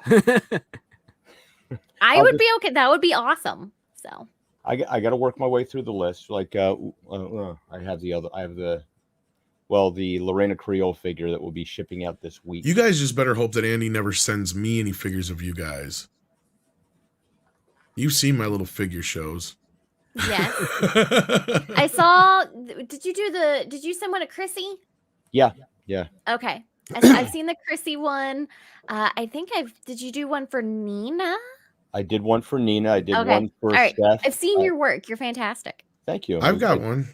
Yeah. He's got one there of me right now, handy, but mine's down here. Big ass Here's bug. here's Netflix. Netflix. I'm Russian Tom. With his Russian What's cool overcoat. though is if you put me and Mikey together, we look like a buddy cop movie. You do. He's the best That's there is. fantastic. He's Sorry, the best I there was is. hug. Kristanova. I did a bunch of Drunk 3PO. Did you Yeah, do you that got like a boy whole as line Hunter of Drunk Biden? 3PO. Oh, sorry. Oh, Yes, he did the Hunter Biden one. Yes. But yeah, you've done so many Drunk 3POs. You could almost do a line of Drunk 3PO figures, couldn't you? Well, it was. I did two sculptures. Well, one was a commission. Somebody commissioned me to do one for his birthday. Don Hal commissioned me for an Indiana Jones Drunk 3PO. I sent him the first one, like as him as a C-3PO Mandalorian. And then I did the other one. I just took the head and I put on a black couch and for that meme that was going around with him on the couch. And he said, "Dude, can I get that?" So I was like, so I sent that to him. And let's see. Christ, I think I've done like 20, 25 of these things. You've done a lot. Yeah. They've been everyone I've seen has been awesome. Thank you. Gary, you've done Jeremy, you've done pretty much everybody. You get around, Andy. That's what it sounds like to me. He gets around. I'm more of a man whore than Mikey. He's a man whore. Mikey's a gigolo. You're just a man whore. See, there's the difference. He's All just right. a gigolo. I'm gonna run, guys. Great. Thank seeing you so much, Andy. It's always fun talking to you. Take care, Bye-bye. brother. Good night. Have a good one. Then we got Kenneth Dallin again, who says, are any of you from Chicago? I will be in Chicago the first week of July for my birthday. Any cool spots, restaurants you all recommend, particularly for deep dish pizza? Okay, well, first of all, Nick Weiser is a good one too, but it sounds like you have some ideas there, Kara. Go ahead. I used to live up in that area. Illuminati's is really good pizza. I didn't live there long. I just know there was this diner called 11 City Diner that had the best Monte Cristo that I'd ever had. Gino's is a good one. But there's 11 City Diner in downtown Chicago that I used to go to. And it was really good. I don't know if it's still there, but it was tasty. And if Nick was here, he would tell you that, first of all, deep dish is not Chicago style, but there is good deep dish there. I'm trying to think of the place I went to. I can't think of the name. Portillo's. Go to That might have been Portillo's it. for the chocolate cake. Do that. That's really good. I'm trying to think of the name of it, but it was over by the hotel there, the Holiday Inn, I think it was, or was it the Hill? I can't remember what. Anyway, question: are you? No, I wish I'd had some better answers because I am from the area, but I've only been to Chicago like a couple times. I'm quite a bit north of Chicago, but it's within my driving distance if I wanted to. I was west of Chicago. Of like 3 or so plus hours. But Nick would be a better one. So if you're here during the week, Kenneth, why don't you ask this or remind me again during the week on one of the weekly shows with Nick? Because I don't think he's around. I didn't see him pop up in the chat yet, or I'd send him the link. So, but that's the best I can give you for now. Giardino's, was that the place where I got pizza at? I'm trying to remember. I don't remember the name of it. It was so long ago. But anyway, moving on though. Thank you again, Kenneth. E. Clay says, Applebee's, why did it have to be Applebee's? I think that speaks to the quality of the film, E. Clay. Because your grandpa likes Applebee's. I don't know. Do they? Ooh, Giordano's. I don't know. I think that's the only people who would eat there. I have no idea. I don't know. Applebee's, I at went least to in an the Applebee's U.S. once and never came back. I never went back. Yeah. I was going to say in the U.S., like they're one of those restaurants that they're very, very like, very old. Like an old school. Yes. Kind of. Yeah. That's like where early bird dinners. Yeah. Applebee's is just very mediocre. Okay, I'm Don't supposed go if to. you want don't go if you want flavor. Yeah, right. I'm supposed to read it like this. Sorry. Applebee's. Why did it have to be Applebee's? I hate Applebee's. They don't serve early enough. I'm old. Do they have bed, a Tom. buffet? What? Go to bed, Fat Tom. I am in bed. Applebee's. Have you guys ever heard of like Chili's? Yeah. It's kind of like Chili's, guys. That's like chat's asking what the hell is Applebee's. Give me a minute. Like TGI Fridays. Yeah, even though TGI Fridays is better than both Chili's and Applebee's. Yeah. If you give me a minute, I'll be in a hospital bed. Broke my leg. That's how easy it is. He would know he's broken enough. Yeah, they're nasty. Applebee's is like all those ones you just said. Chili's, restaurants that never seem to get out of the 80s. Yeah, that's a great way to put it. Yeah, pretty much. Mr. Tickle Trunk says, question from Valentine's Tube. Can someone ask Script about writing procrastination? I'm writing my own show and would love some help. Well, usually it just comes out of habit. If you don't write things down or doodle or what have you, like my girlfriend got really angry with me this morning because I woke up 3 times in the middle of the night because I got some ideas and I had to write them down. So I grabbed my phone and I quickly put them in there and put it down. If you don't have that kind of circulating you, it's going to be really difficult because then you have to put yourself on a schedule and you just have to write. It doesn't have to be good. Just have to get it down out there, because as long as you're like actively doing it, it'll eventually rewire your brain to start thinking more in that term so that you don't actually have to put anything off. Because for every writer, the blank page is the most intimidating thing you have. And once you conquer that, the rest is easy. And then you just have to go through the steps, which is, figure out what story you're trying to tell, know what your characters' wants are, their motivations, why they're doing what they want, exercise conflict, and, do an outline. And remember, you don't have to stick to the outline. It's just there as a in case of emergency, refer to outline type of situation, and try and make sure that you're having fun and not betraying your characters the way you've defined them. I mean, I don't know if you're exactly like this script, but what you're describing sounds a lot like what I've heard from writers, and that is that they basically have a schedule. Like even Matt Kadish, I think, writes like this still, where it's like, this part of the day I'm writing. No matter what it is, I'm writing. And some writers, even if they're not working on something specifically, will do it just to stay in the habit of it. From what I've heard. But yeah, that's kind of, I guess, the thing that I've heard from a lot of people is you just keep writing. Even if you don't end up using what you write, it's still, like you just said, Script, staying in that pattern or in that groove or making that habit out of it or whatever you call it. Because the habit is just a start. And then the other part too is that writing is also rewriting. You look at something that you got out there just to get out and you're like, oh, I can kind of make this better. I understand. Oh, I see the problems or things I made a mistake there. I can correct that, whatever. The other part, the way that I kind of work is that I'm always writing in some regard. I'm usually thinking about something that I want to write down. I'm trying to like figure it out in my head, and then I'll end up jotting it down either by hand, like on scraps of paper that I've got, around my desk or on my phone or on the computer or what have you. Or sometimes if I feel like I can't type it fast enough, I will, luckily because smartphones have recorders, I'll put on the recording and I'll just like blurt it out as quickly as possible so I don't lose the idea. And then when I feel confident enough that I've got enough of my, ducks lined up in a row, then I'll start getting into the nitty gritty where I'll sit down and be like, this is what I'm writing. This is what I'm going through. and just work it out. In fact, I've been doing that so much this month because all I'm doing right now with the writer strike is because I can't sell anything, because I can't pitch anything, because I can't make any deals or negotiate anything. I'm using this time to build up my catalog of things that I can pitch once the strike is done, because I want to be, one of the guys out there where I will be hired within the first 24 hours after the strike has been concluded and everything, all new contracts have been signed and certified and good to go. Like, that is my goal. In addition to all the other stuff that I'm working on.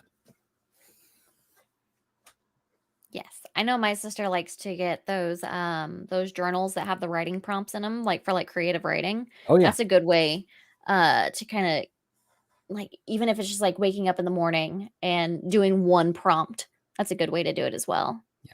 My other thing, also read lots. If you can read other Mhm. screenplays, if you can read other scripts or other stories or books or what have you, just read, because you never know, something might inspire you. You might see a technique used in a story that will be like, oh, I know exactly what they're doing here. And this actually solves a problem for what I have with regards to whether you got a writer's block or whether you're just, you want to bridge one idea to another and you don't know the best way to do that. Sometimes just reading other works. I would stick to stuff published in the 20th century or earlier. Stuff a bit more current day has a lot of boring executions in the published works, sadly. But yeah, stick to some of the classics. And then the other trick, this is a great trick if you're writing anything. Start on action, end on a cliffhanger. Simple. Just have those two as your bookends, and then find a way to get from one point to the other. Yeah, I like the rewriting bit too, because rewriting can sometimes be funner than writing in the first place. Oh yeah, because I mean, you've done most of the work with the first draft. Now it's just refining, fine tuning, and the best part, and this is an industry secret here, is that every alteration, every update, every edit you do is technically an additional draft, but the one that you sell is always the first draft. And then if they ask you for rewrites, that's when you do the second draft. And if you take a look at some professional scripts where you see draft 1, 2, 3, that means the writer got paid around 3 times to rework that script. And that's the only time where you really truly have multiple drafts like done. But for most writers, there are some out there that have been working on scripts for 3 or 4 years. The drafts are in the 50s in revisions and whatnot, and you'll never know it because it's really good. But the first time it sells it, they say this is the first draft, because that's how it works. All right. Oh, yeah. Hey, Neil. Hello to Neil. He says, hi again, Kara. That was fun stream with X-Ray Girl. This morning, I think they're talking about this morning. We did a miniature painting stream this morning. Ooh. And then we got Kenneth Dowling again, who says, everyone have a good night, especially you, Tom, aka hater of The Dark Knight Rises. LOL, take care. No, I don't hate it. I was just very disappointed by it. Especially as the more bad Batman movies we get, some of the bad ones from before don't look as bad. Just see my recent. That's Chris Nolan phoning it in, right? For sure. It was, yeah, and that's the thing. It's kind of like one of those movies where I'm not as hard on it, and I don't sit there and harp on it because there is so much going into it that you're just kind of like, you know what, it's not worth it. It's not that bad of a movie to really sit there and give it, the kind of ire I would give like The Batman. But it's not nearly as good as the first two and doesn't deserve. It unfortunately stops that from being almost a damn near perfect trilogy, in a way. But yeah, it is what it is at the end of the day. Tennille says, Culture Casino, I prefer to be called Ne'er-do-well. Did you send that after Culture left or before? I apologize. Yeah, that was after. I was gonna say it looked like a little after. I think it was like right as Culture left. Sometimes there's a delay. I don't remember actually. Maybe Scripper's right. It's sleepy time. Yeah, we're getting there. We're almost done here. If you got to take off early, just let me know. Detailed Devil says, I got slammed for 3 weeks by Max Pride Month. YouTube ads, jingles stuck in my brain. Oddly, in app was hard to find Pride box. Not even banner until ads ended. I didn't notice a whole ton of Pride stuff this year. I was trying to stay off Twitter as much as I could today because there's a lot of retweets of naked men. I was not aware of this. Andy No posted this video from Pride that was going on where there was this naturalist group. That's what they're calling themselves, is naturalists, riding bikes around children. Yikes! I pre-tweeted the one about we're here, we're queer, we're here for your kids or whatever thing. And I'm like, yeah, you can't make this shit I've up. seen that. Folks. But I didn't No, see that I straight one. up have the word pride muted on Twitter. Like on That's the thing. On June 1st, I muted it, and you can set a time limit, so I have it to where it'll unmute itself at 30 days. I mean, I used to love gay entertainment when it was for adults. Yes. I had a lot of gay friends that I had, that have and are not fans of this shit. When it comes to just like this whole thing, they're just these individual groups. This individual group is proving the points of the conservatives for all these years. That's the problem. And that's where I feel like a lot of my friends are getting upset, is because the things they fought for are now being bastardized or perverted, for lack of a better term. Thank you. And remember when, streaking was a good thing or a funny thing, I guess you could put it. It was a normal. You do it at a sporting event. Yeah. You did it at college parties. You jump onto the field, you run in front of Jose Canseco, and you can be like, ah, and the security tackles you, and you're escorted off. And I'm reminded of the most famous streak in history. And now, to divulge the contents of this year's most important envelope is a very important contributor to world entertainment, and someone, quite likely,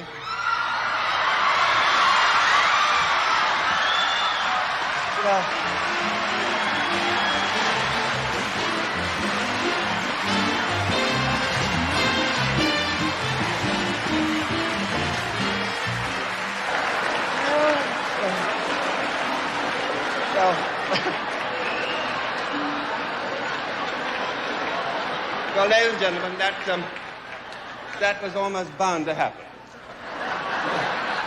But isn't it fascinating to think that probably the only laugh that man will ever get in his life is by stripping off and showing his shortcomings. And with that, Nevin became a fucking legend. Fantastic. I'd never seen that before. You'd never seen. Oh, that was one of the most famous moments in Oscar history right there. They got lucky that the guy was like, they just caught him off camera, right? The director was thanking his lucky stars. He's like, thank God we didn't go wide just for a split second. Oh my God. That was a classic moment right there. Yes, indeed. Thank you so much, guys, for that. And then we've got Accident Seller, who says, BlackRock. I've come across articles on how anti-ESG sentiment is bad.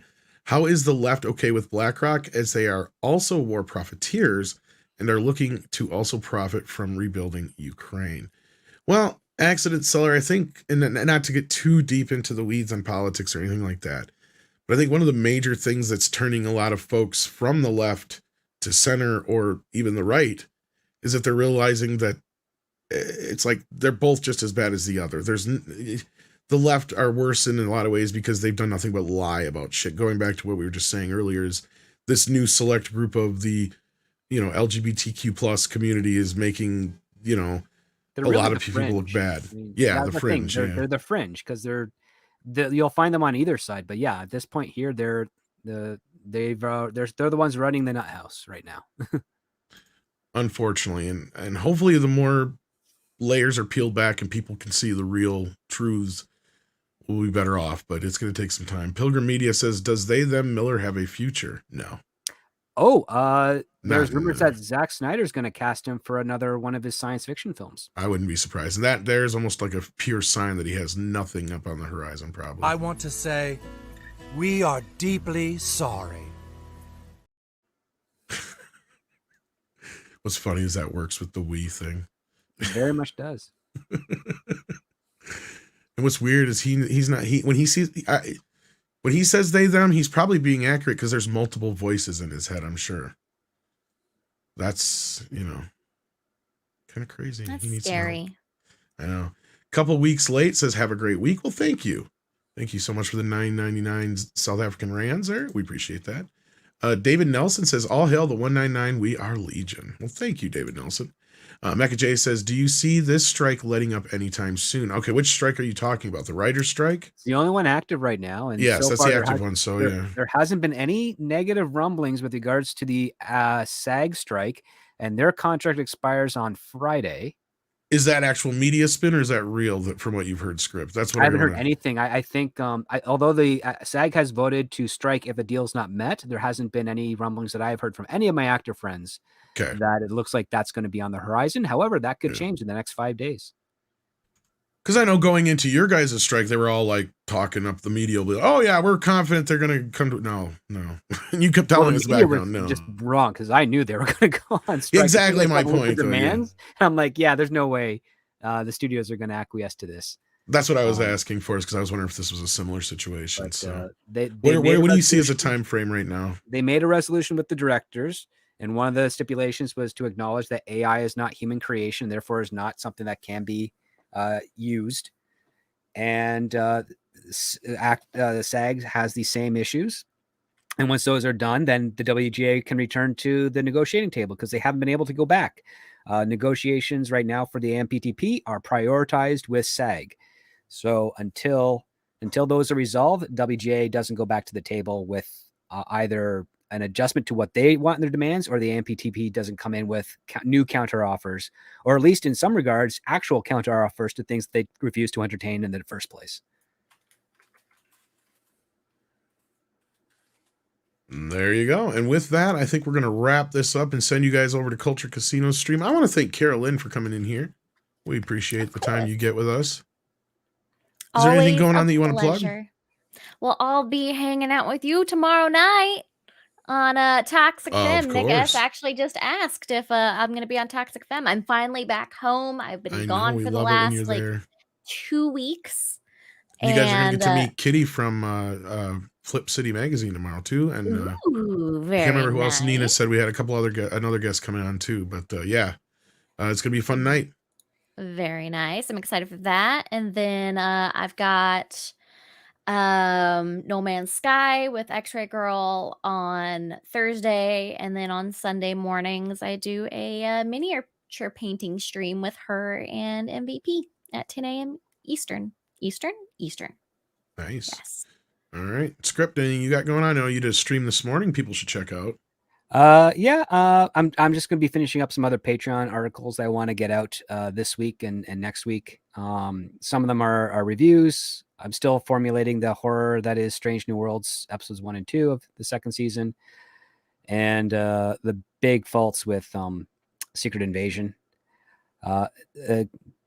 Just figuring that stuff out, but I'll be popping up on various streams here and there. As I've come to say, whenever there's a bad story or script or movie, I'll be there to fix it and help you through it. So we'll see what happens. Be there. It's kind of like the Three Amigos. whenever there's suffering, we'll be there. Wherever there's tyranny, we'll be there. Oh, wait a minute. Are you guys causing it or fighting it? That's a good question. And with that, I think we're going to send you all to Culture Casino stream. You can find me on the morning show tomorrow, as always, on Mondays, Wednesdays, and Fridays on Midnight's Edge, and Tuesdays and Thursday evenings on Midnight's Edge after dark. And don't forget to check out Flip City Magazine. Friends, if you're looking for real old school laughs, you're in for a treat because we've got them right here. Flip City Magazine. Remember Mad Magazine? Then it went woke? Wow, don't worry. Flip City has no chance of going woke. That's right. 4 times a year, you'll get an actual printed magazine full of jokes, stories, comics, and more, all about today's pop culture, entertainment, and woke politics. Flip City takes terrible entertainment trends we love to hate with hilarious parodies of Lord of the Rings, Stranger Things, The Walking Dead, Star Trek, Hunters, and more. Trust me when I say there is nothing else like Flip City on the market. So subscribe today. It will be delivered in print, or you can even get it digitally if you're one of those wacky Zoomers. Either way, follow our link and sign up today, and if you put in midnight, you get an extra 10% off. Check out Flip City Magazine today. Taco, taco, burrito, burrito, taco, taco.